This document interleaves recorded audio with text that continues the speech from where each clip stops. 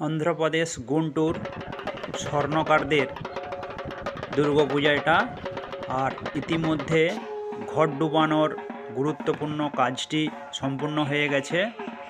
আর আজ মহাসপ্তমী আপনারা জানেন, তো 12:30 পর্যন্ত পূজা সম্পূর্ণ হয়ে যাবে 12:30টার মধ্যে।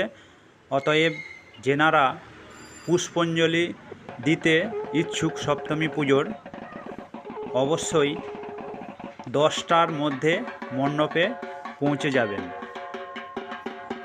10:30 থেকে 11টার মধ্যে পুষ্পাঞ্জলি শুরু হয়ে যাবে।